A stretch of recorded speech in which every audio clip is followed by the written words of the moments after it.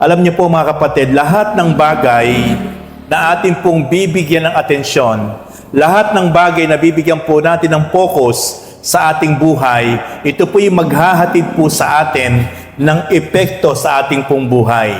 Like for example, kapag ang isang tao po ay nahilig po sa iba't ibang uri ng bisyo, ito po ay malaki po ang magiging epekto sa kanyang buhay.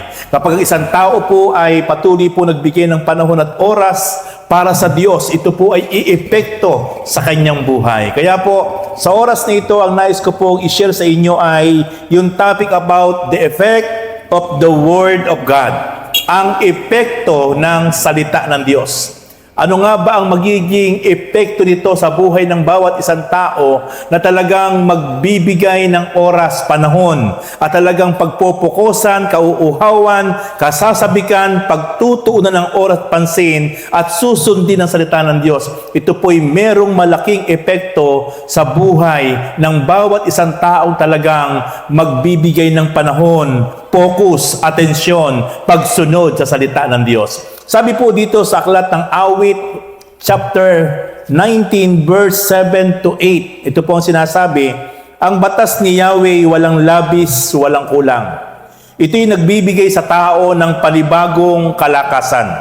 Ang mga tuntunin ni Yahweh mapagkakatiwalaan, nagbibigay ng talino sa payak na isipan. Verse 8, ang mga utos ni Yahweh ay makatuwiran, ito'y nagpapasaya ng puso at kalooban. Makikita po natin dito sa aklat ng Awit chapter 19, verse 7 to 8, na talagang binibigyan diin ng Diyos na yung kanyang salita ay walang labis, walang kulang. Ito'y magbibigay ng panibagong kalakasan sa buhay ng bawat isang tao na minsan ay dumadaan sa panlulupaypay, ng hihina, nawawalan ng pag-asa. Pero ang salita ng Diyos, ang dulot nito ay laging panibagong kalakasan. Ang salita ng Diyos ay mapagkakatiwalaan. Ang salita ng Diyos ay nagbibigay ng talino sa bawat sa bawat payak na isipan. At higit sa lahat, sabi ng verse 8, ang salita ng Diyos ay nagpapasaya sa puso at kalooban. Kaya yung mga taong lugmok sa kalungkutan, yung mga taong lugmok sa kasipayuan, kapag sila'y nakaranas ng tunay na salita ng Diyos na magdudulot ito sa kanya ng panibagong kasiyahan sa kanyang puso at kalooban. Kaya ito pong ginagawa pa natin ito, na tayo po ay dumadako sa ganitong mga lugar, na tayo po ay nag-aaral, tayo po ay nakikinig ng salita ng Diyos. Hindi po tayo lugi. Akala natin po minsan yung ganitong gawain ay kalugihan, ay nag-uubos tayo ng oras. Hindi po. Kasi po kapag nag-strike yung salita ng Diyos sa ating puso, matapos natin ito mapakinggan, it is a very powerful, makapangyarihan po ang salita ng Diyos. Nangungusap, gumagalaw, kumikilos, nagbibigay ng pag-asa, bumabago ng buhay. Yan po ang epekto ng salita ng Diyos sa buhay ng bawat isang tao. Kaya napakahalaga po, mahal kong mga kapatid, na talagang wag po natin talagang ipagpapalit sa maraming bagay ang pagtutuon, ang pagbubulay-bulay, ang pagbabasa, ang paikinig, ang pagdalo sa mga gawain para natin mapakinggan ang salita ng Diyos. Excuse me. Kaya po mga kapatid, napakahalaga. Every time na tayo po ay may pagkakataon na makadalo sa bawat gawain, na tayo po ay makapagpupuri, makasasamba, makapakikinig na salita ng Diyos, yung epekto po nito sa atin ay iba po ang ibibigay na dulot sa atin pong mga sarili. Sapagkat very powerful po ang salita ng Diyos. Kung papaanong ang epekto ng kalawang sa isang bakal na napakatigas. Kapag ito'y lumala at kumapal ang kalawang, sisirain niya yung matigas at matibay na bakal. Pero ang salita ng Diyos, kapag ang salita ng Diyos ay bumaon at nagrema at talagang nagbigay buhay sa bawat isang taong nagpo-focus dito, babaguhin nito ang ating buhay. Bibigyan tayo ng kasiyahan, bibigyan tayo ng kalakasan, bibigyan tayo ng kapayapaan, bibigyan tayo ng kaaliwan. Yung puso nating puno ng kalumbayan ay pasisiglahin ng salita ng Diyos. Ito po ang dulot, ito po ang epekto sa buhay ng bawat isa po sa atin. Kaya kung bakit po tayo ay nagkakaroon ng ganito na mga gawain, pero pa po kapag linggo tayo po ay gumagayak, excited, iniiwan po natin yung ating mga trabaho, iniiwan po natin yung ating mga pinagkakaabalahan sa buhay para po tayo pumunta sa isang lugar na kung saan tayo po ay magtitipon-tipon, aawit, sasayaw, papalakpak, magpupuri at makikinig ng kanyang salita sapagkat ito po ang dulot ng salita ng Diyos sa buhay ng bawat isa po sa atin. Kaya po, nakalulungkot po na napakaraming mga tao, walang oras, walang panahon sa pakikinig, sa pagbabasa, sa pag-aaral ng salita ng Diyos. Sapagkat ang kanila pong pananaw sa ganitong mga gawain, ito ay kaabalahan. Ito ay pag-uubos ng oras. Pero ang epekto po ng salita ng Diyos, ito po'y bibigyan tayo ng panibagong lakas. Ito po'y bibigyan tayo ng panibagong kaaliwan. Ito po'y bibigyan tayo ng panibagong kasiyahan sa ating puso at isipan. At ito pa po ang magiging epekto ng bawat isang talagang magbibigay ng oras, panahon, atensyon, focus, at susundin ng buong puso ang salita ng Diyos. Number 1, if you accept the Word of God, it give great joy. Kapag tinanggap ng buong puso, buong kaseryosohan ng isang taong nakapakinig ang salita ng Diyos, kung saan man niya ito napakinggan, dumaluman siya sa isang gawain, sa isang lugar, nakapakinig siya sa isang mangangaral ng Diyos, at ito'y buong puso niyang tinanggap, matapos siyang mapakinggan, ito'y magdudulot sa kanya, magbibigay sa kanya ng isang matinding kasiyahan. Yan po ang matinding epekto ng salita ng Diyos. Sabi po ng Aklat ng Gawa, chapter 8, verse 4, dahil dito, nagkahiwa-hiwalay ang mga mananampalataya sa iba't ibang lugar. Ngunit saan man sila makarating, ay ipinangangaral nila ang salita ng Diyos. During that time, ang mga unang mananampalataya ay nagkahiwa-hiwalay. Pero dahil kahit sila'y nagkahiwa-hiwalay, sapagkat inuusig sila, pinepersecute sila ng maraming mga leader ng relihiyon ng mga Hudyo. Pero hindi nawala sa kanila kahit sila'y nagkahiwa-hiwalay. Nandun yung kanilang passion para ipangaral, para ituro, para ibahagi ang mabuting balita, ang salita ng Diyos na dulot ay kaligtasan sa pamamagitan ng ating Panginoon. And then sa verse 14 ng chapter 8 ng Aklat ng Gawa, nang mabalitaan ng mga apostol sa Jerusalem na tinanggap ng mga Samaritano ang salita ng Diyos, isinugo nila roon sina Pedro at Juan doon sa lugar ng mga taong walang panahon sa paikinig na salita ng Diyos. Doon sa lugar na kung saan itong mga taong ito ay walang panahon sa aral patungkol sa Panginoon. Pero nung ipinangaral ng mga unang mananampalataya ang salita ng Diyos, ang mabuting balita, tinanggap ng mga Samaritano ang kanilang napakinggang mabuting balita, ang salita ng Diyos patungkol sa kaligtasan. At ito'y nakaabot sa mga alagad. Nalaman nila na tinanggap ng mga Samaritano ang salita ng Diyos na ipinangangaral ng mga unang mga mananampalataya. Kaya isinugo nila roon si Pedro at Juan. At ang tanong, ano ang naranasan ng mga Samaritano nang tanggapin nila ang mabuting balita patungkol sa ating Panginoon o walang iba kundi ang salita ng Diyos? Pag sinabing Samaritano, ito yung mga tao na wala pong kinikilalang relihiyon. Ito po yung mga tao na talagang namumuhay ng buong kasamaan sa ibabaw ng mundo. Pero, praise God, merong mga unang mga mananampalataya na kahit sila po ay inuusig, kahit sila po ay binibilanggo, kahit sila po ay pinapatay, pero buong tapang, buong sikap, na kanila pong ipinagpatuloy ang pangangaral ng mabuting balita ng salita ng Diyos at hindi po nawala ng kabuluhan yung kanilang ginagawang paglilingkod, pagtsatsaga sa patuloy pong pangangaral ng salita ng Diyos. Merong mga Samaritano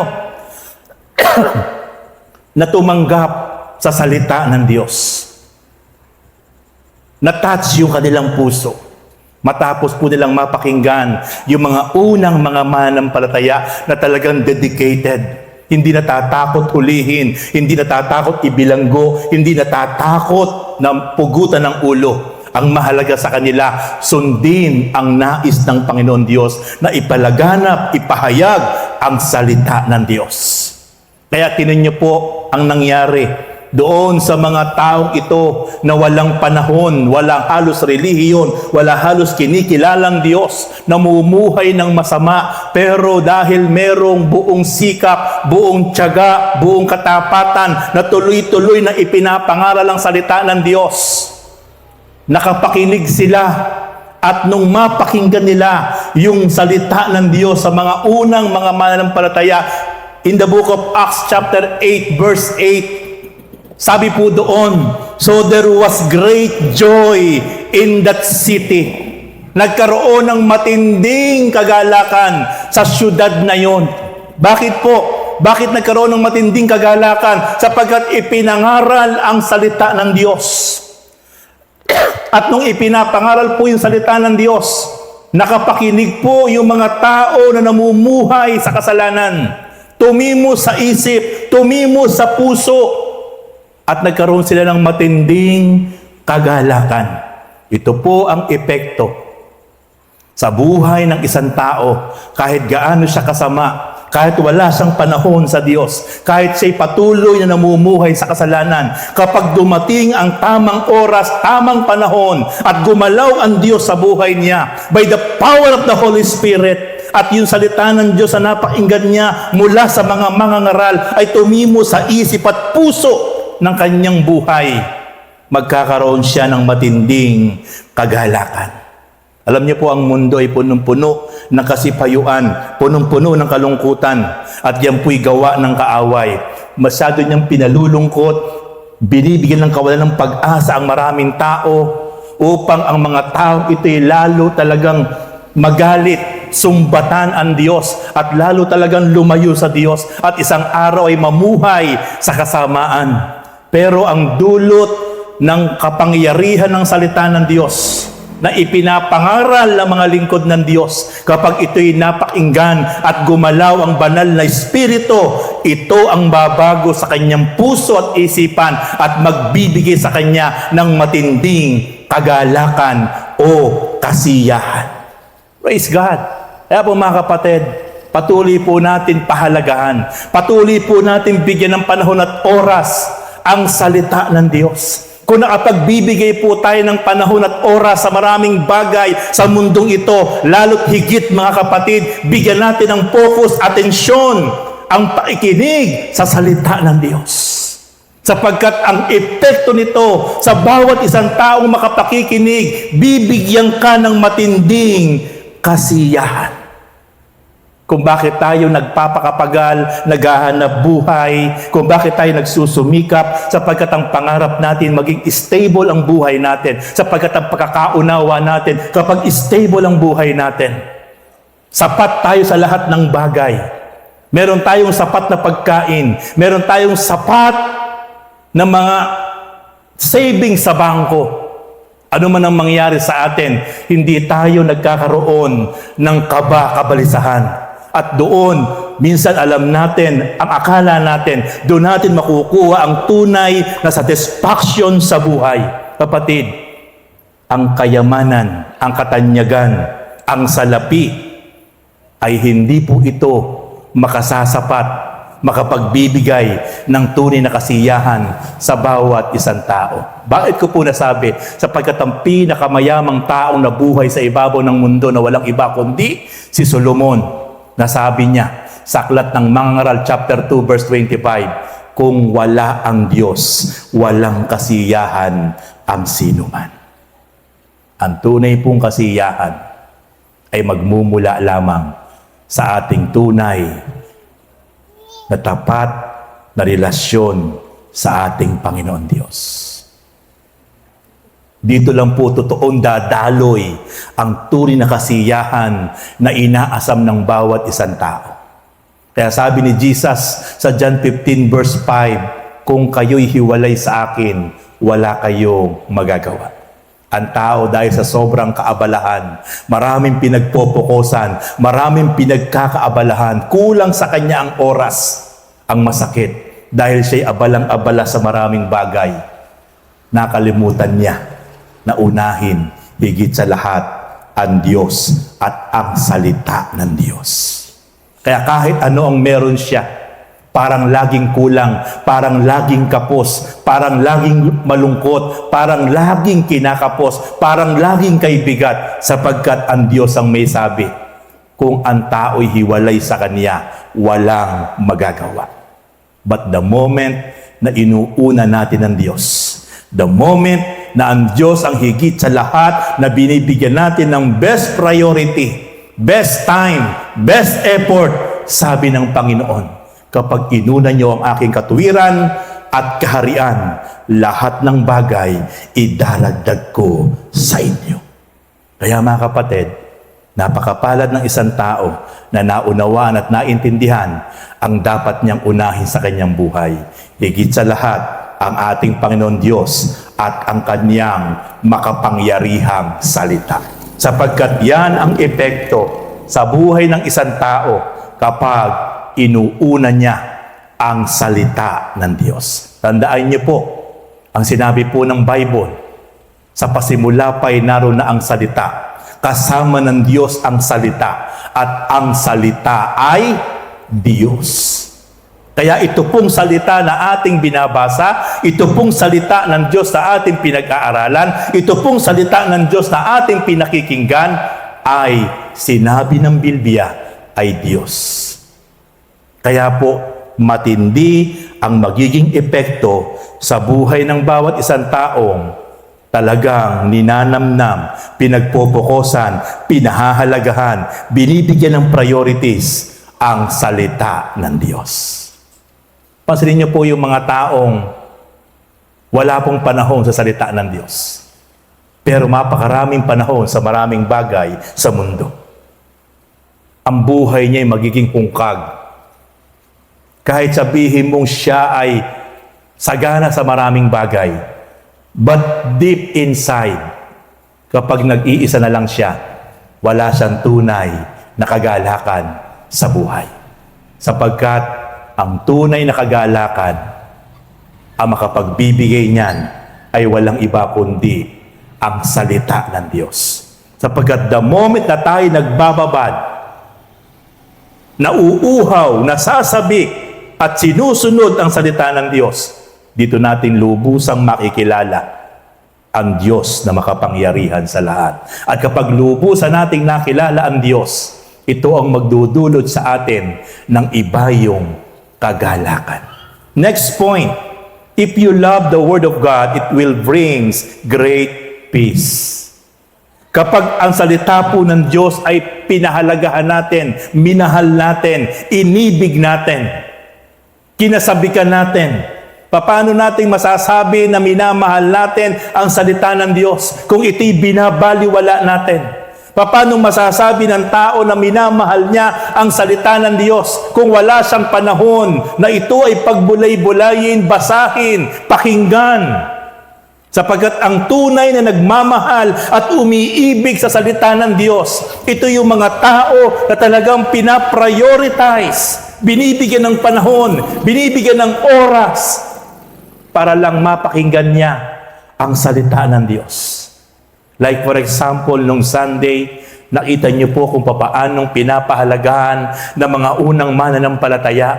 3 araw na ayaw nilang bumitiw. 3 araw na nilang kasama ang Panginoon, pero ayaw pa rin nilang umuwi. Walang uwian. 3 days and 3 nights, hindi sila umuwi kasama ang mga bata. Bakit? Ganon nila kasabik kauhaw na mapakinggan ang mga aral na ipinapahayag ng ating Panginoon. Kaya mga kapatid, kapag totoo nating inibig ang salita ng Diyos, magdudulot ito sa atin ng matinding kapayapaan. Kung bakit marami palang taong punong-puno ng kabalisahan, maraming tao kahit mga sinasabing sila'y manampalataya, punong-puno ng kabalisahan, punong-puno ng kaguluhan sa isip at puso, maaaring hindi ang salita ng Diyos ang kanyang tunay na pinahahalagahan sa kanyang buhay. Mas maraming bagay siyang pinahahalagahan, kaya hindi niya talaga mararamdaman ang tunay na kapayapaan sa kanyang puso at isipan. Ano po ang sabi ng Bible sa Aklat ng Awit 119 verse 165? Ito po ang sabi ng Diyos sa kanyang salita, ang magmahal sa utos mo'y mapayapa iyong buhay. Matatag ang taong ito at hindi na mabubuwal. Napaka-linaw po ang sinasabi ng Diyos sa kanyang salita. Ang isang taong tunay na nagmamahal at magmamahal sa salita ng Diyos, magiging mapayapa yung kanyang buhay at kahit kailan hindi na siya mabubuwal. Ano yung ibig sabihin hindi na mabubuwal? Sapagkat maraming tao nang dahil lang po sa iba't ibang problema at pagsubok na pinagdadaanan, ito po'y nagpapabagsak sa kanya. Ito po'y nagpapatalikod sa kanya sa pangako ng Diyos. Nakakalimutan niyang may Diyos na nangako. Nakakalimutan niyang may Diyos na nagbigay ng buhay para lang magkaroon siya ng buhay na walang hanggan. Pero ang isang taong nagmamahal sa salita ng Diyos, kahit kailan hindi niya makakalimutan ang mga pangako ng Diyos sa kanyang buhay. Iti kanyang patuloy na uusalin, pagbubulay-bulayin, at siya'y makakaranas ng iba yung kapayapaan sa kanyang puso at isipan. Sabi po doon sa English, Psalm 119 verse 165, Englishin po natin, mas maganda sinasabi po doon, great peace have those who love your law, and nothing can make them stumble. Matinding kapayapaan ang mararanasan ng bawat isang taong nagmamahal sa batas o salita ng Diyos. Kaya po mga kapatid, ito po ngayong gabi, isa pong indikasyon ito na kung bakit po ngayong gabi nagbigay tayo ng panahon, nagbigay tayo ng oras, dahil meron po tayong Bible study ngayon. Iniwanan po natin pansamantala yung ating mga ginagawa. Maaaring yung iba po sa atin ay pagod at pagal sa maghapon. Maaaring yung iba po sa atin ay merong mga dapat pang unahin sa ating pong buhay. Pero higit sa lahat, binigyan natin ng panahon at oras ngayong gabi ang gawain ng Panginoon na ang sentro ay ang pakikinig at pag-aaral ng kanyang salita. Kaya nga po Bible study. Alam niyo po mga kapatid, kapag ang salita ng Diyos ay tunay na tumanim at tumimo ng napakalalim sa ating puso't isipan, ang dulot nito ay matinding kapayapaan. Masasabi lang ng isang tao na mahal niya ang salita ng Diyos kapag ito sa kanyang buhay ay kanya nang pinagtutuunan ng pansin, pinahahalagahan, binibigyan ng priority. Pero ang mga taong walang panahon na makinig, ang mga taong walang panahon na pumunta ng church kapag Sunday, malabo na totoo ang sinasabi niyang mahal niya ang salita ng Diyos. Kasi kung mahal mo ang salita ng Diyos, talagang bibigyan mo ito ng panahon at oras. At kapag ang salita ng Diyos ay minahal natin, ang dulot nito ay matinding kapayapaan. Ito po yung nais natin sa ating buhay. Kapayapaan, kaligayahan, kung bakit tayo nagsusumikap, kung bakit tayo nagpapakapagal, kung bakit tayo nagtatrabaho, sapagkat isang araw gusto nating maging masaya, gusto nating maging payapa, pero ang sagot sa lahat ng pangarap natin, babalik tayo sa pinaka-basic, salita ng Diyos. Word of God. Ang kailangan lang natin unahin, bigyan ng priority sa ating mga buhay, sapagkat iyan ang epekto sa buhay ng bawat isang tao. Last point, If you keep the Word of God, it will bring great reward. Kapag yung salita ng Diyos, iniingatan natin to sa ating puso, sa ating buhay, at ito ay talagang ipinamumuhay natin. Matinding gantimpala ang ibabalik sa atin ng Diyos. May gantimpala ang Diyos sa bawat isang tao na totoong sumusunod, ipinamumuhay, iniingatan sa kanyang puso, sa kanyang buhay, ang salita ng Diyos. Ang magbabalik ng rewards, walang iba kundi ang Diyos na makapangyarihan sa lahat. Sabi po ng awit 19 verse 11, ang mga utos mo, Yahweh, ay babala sa iyong lingkod. May malaking gantimpala kapag aking sinunod.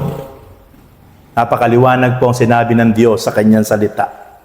Kapag yung salita ng Diyos na ating nababasa, ating napapakinggan, ito'y ating iniingatan, ito'y ating ipinamumuhay, may matinding gantimpala na ipaparana sa atin ang Diyos. Kaya mamamangha ka, magugulat ka sa bawat isang taong tapat na nagmamahal, sumusunod, umiibig, ipinamumuhay ang salita ng Diyos. Magugulat ka sa buhay niya, may nangyayari, may gumagalaw, may nagbibigay ng gantimpala, may provision, may pabor, may pagpapala, may himala. Bakit? Pangako yan ng Diyos sa bawat isang tunay na iniingatan, ipinamumuhay, iniibig ang kaniyang salita.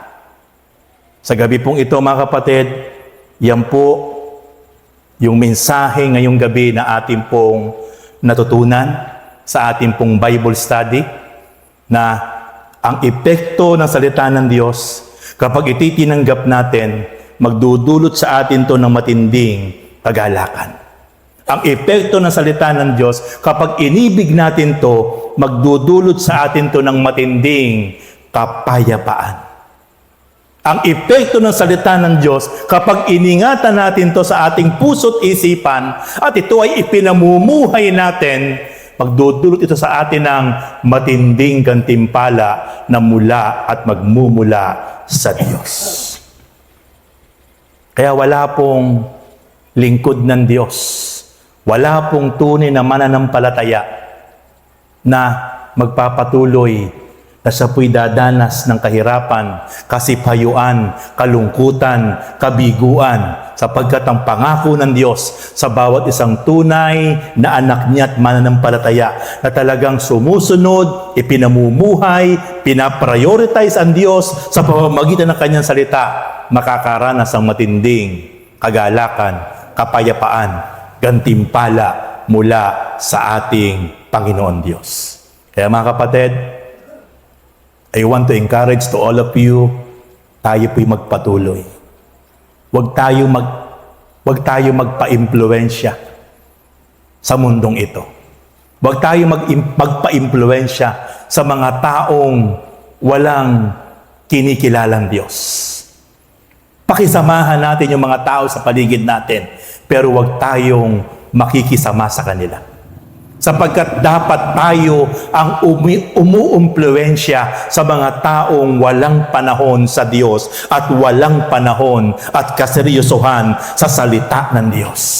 Sapagkat makikita po natin ang matinding mararanasan ng bawat isa po sa atin na talagang nagbibigay ng tunay na kahalagahan, pag-ibig, pagmamahal at pagsunod sa salita ng Diyos. Isang magandang gabi po sa inyong lahat, mga kapatid, and I hope ang salita ng Diyos na ating napag-aralan ngayong gabi ay patuloy pong tumimo sa puso at isip natin na magdulot po sa atin na patuloy na ang bawat isa po sa atin talaga mula noon, mula ngayon, hanggang sa huling hininga ng ating buhay sa mundong ibabaw na ito, ay hindi tayo magbabago, hindi tayo tatalikod, patuloy tayong magiging tapat, patuloy nating pahahalagahan ng Diyos at ang Kanyang makapangyarihang salita sa ating mga buhay.